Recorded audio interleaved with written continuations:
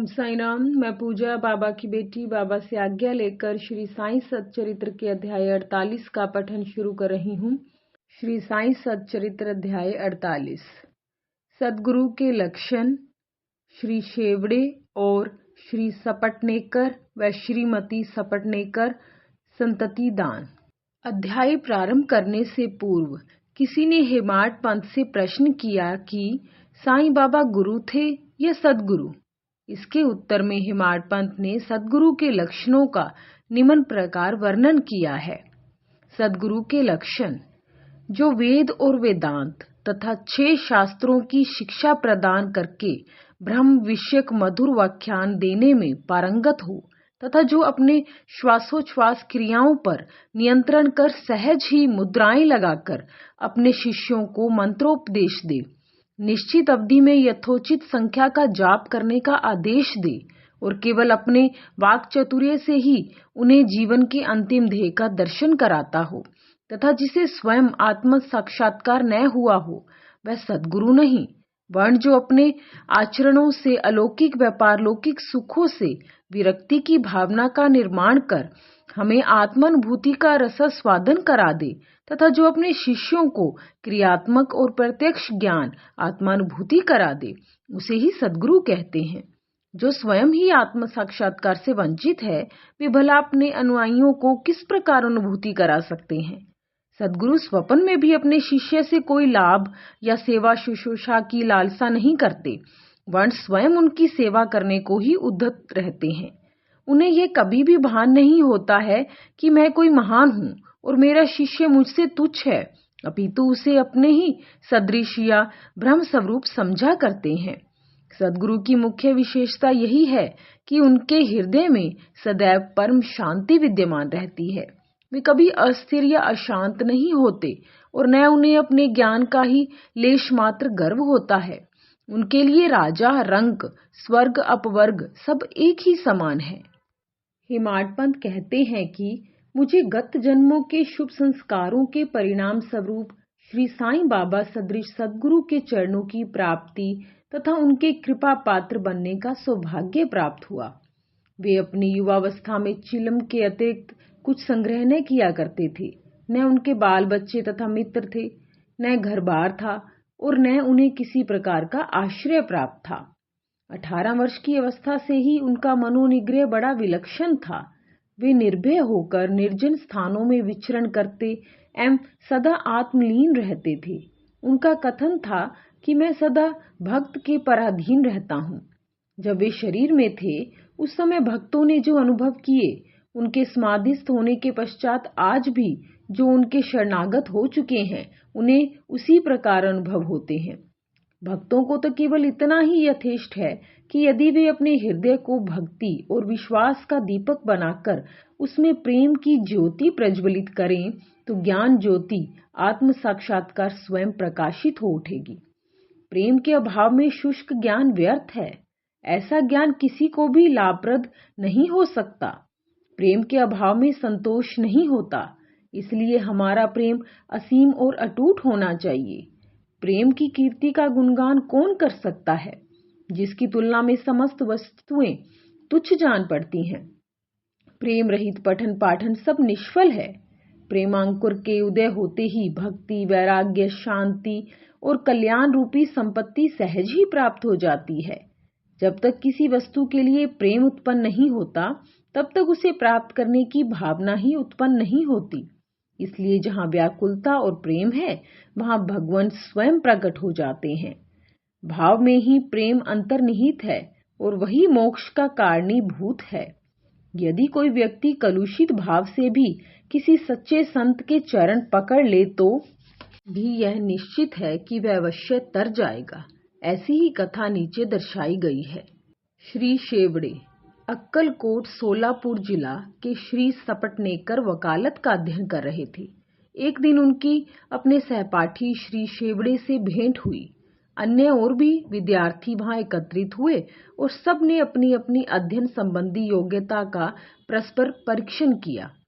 प्रश्नोत्तरों से विदित हो गया कि सबसे कम अध्ययन श्री शेवड़े का है और वे परीक्षा में बैठने के अयोग्य हैं।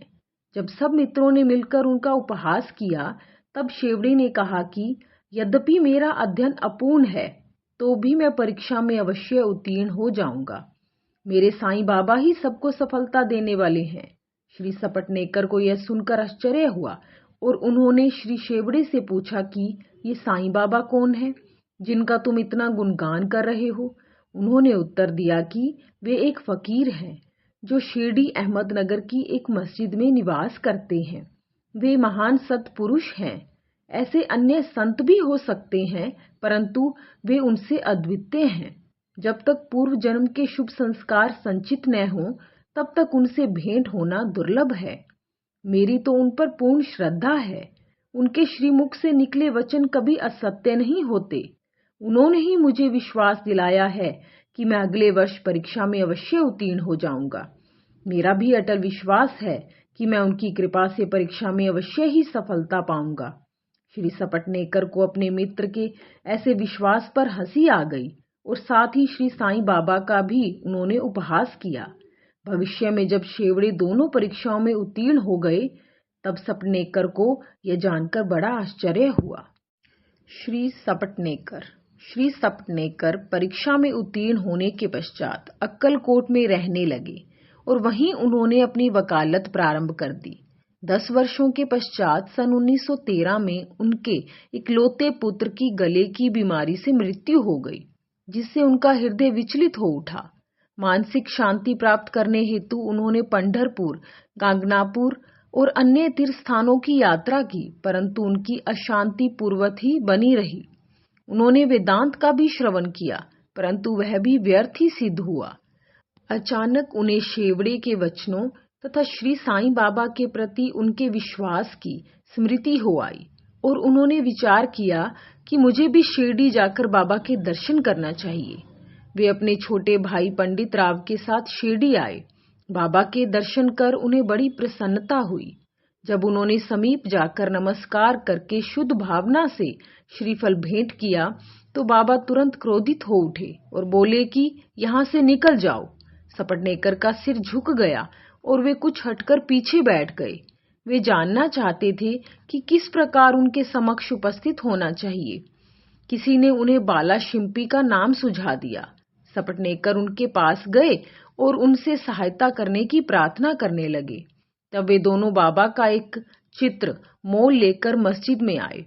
बाला शिंपी ने अपने हाथ में चित्र लेकर बाबा के हाथ में दे दिया और पूछा कि यह किसका चित्र है।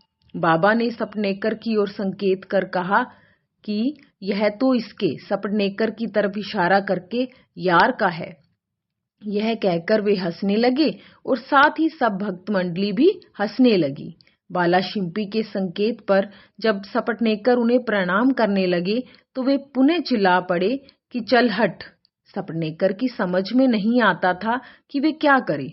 तब वे दोनों हाथ जोड़कर प्रार्थना करते हुए बाबा के सामने बैठ गए, परंतु बाबा ने उन्हें तुरंत ही बाहर निकलने की आज्ञा दी।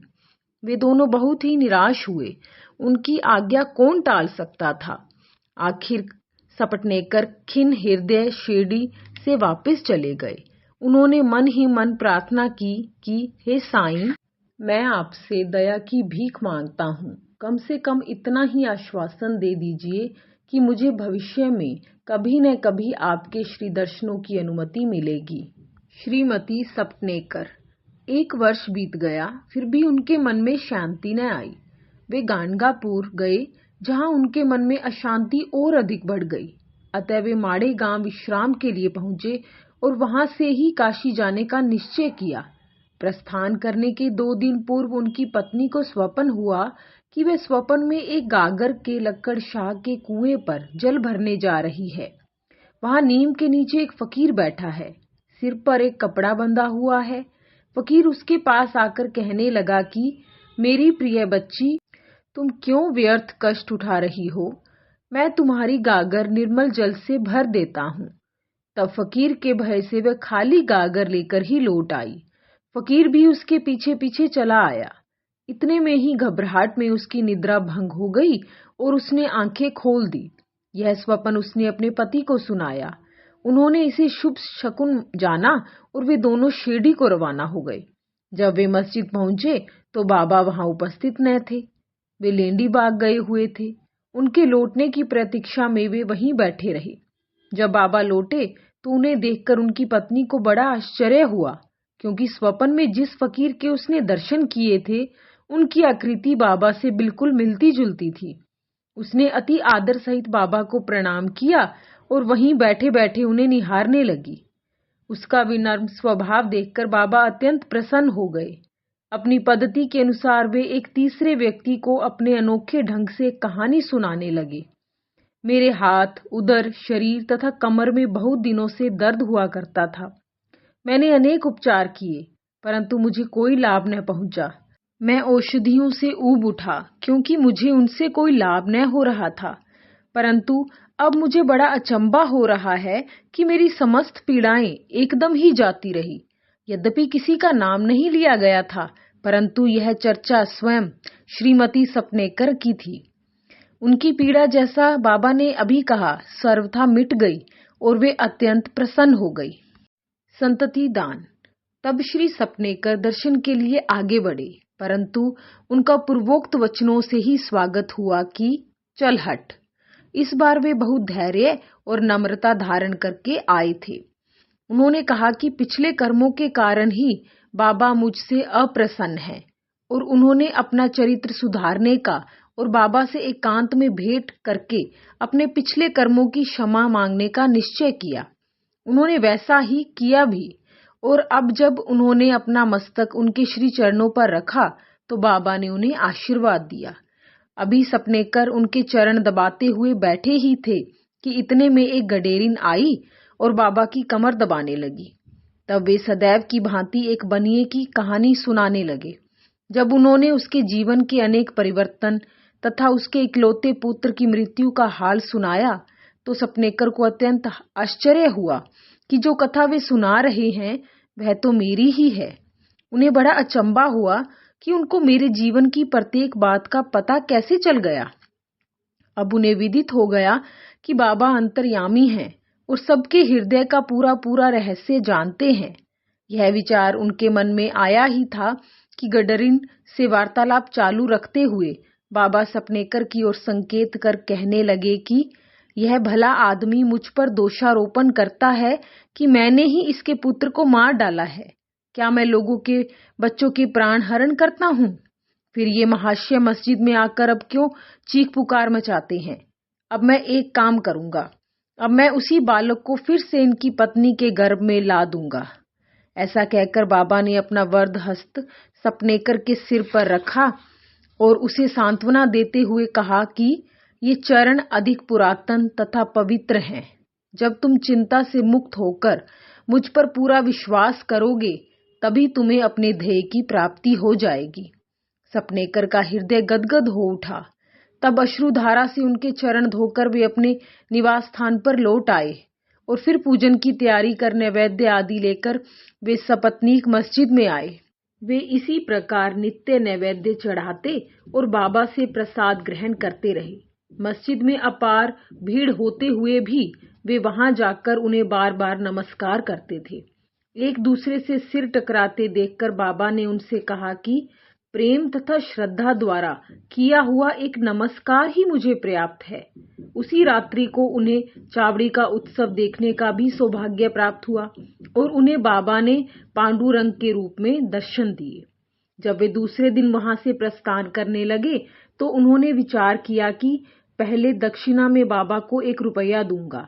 यदि उन्होंने और मांगे तो अस्वीकार करने के बजाय 1 रुपया और भेंट में चढ़ा दूंगा। फिर भी यात्रा के लिए शेष द्रव्य राशि पर्याप्त होगी।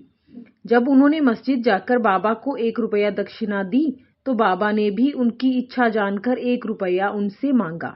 जब सपनेकर ने उसे सहर्ष दे दिया तो बाबा ने भी उन्हें आशीर्वाद देकर कहा कि यह श्रीफल ले जाओ और इसे अपनी पत्नी की गोद में रखकर निश्चिंत होकर घर जाओ। उन्होंने वैसा ही किया और 1 वर्ष के पश्चात ही उन्हें एक पुत्र प्राप्त हुआ। 8 मास का शिशु लेकर वह दंपत्ति फिर शिरडी को आए और बाबा के चरणों पर बालक को रखकर फिर इस प्रकार प्रार्थना करने लगे कि हे श्री साईनाथ, आपके ऋण हम किस प्रकार चुका सकेंगे। आपके श्री चरणों में हमारा बार बार प्रणाम है। हम दीनों पर आप सदैव कृपा करते रहिएगा, क्योंकि हमारे मन में सोते जागते हर समय न जाने क्या क्या संकल्प विकल्प उठा करते हैं। आपके भजन में ही हमारा मन लीन हो जाए, ऐसा आशीर्वाद दीजिए। उस पुत्र का नाम मुरलीधर रखा गया। बाद में उनके 2 पुत्र भास्कर और दिनकर और उत्पन्न हुए। इस प्रकार सपनेकर दंपत्ति को अनुभव हो गया कि बाबा के वचन कभी असत्य और अपूर्ण नहीं होते। श्री सद्गुरु साईनाथार्पणमस्तु। शुभम भवतु। ओम साई राम।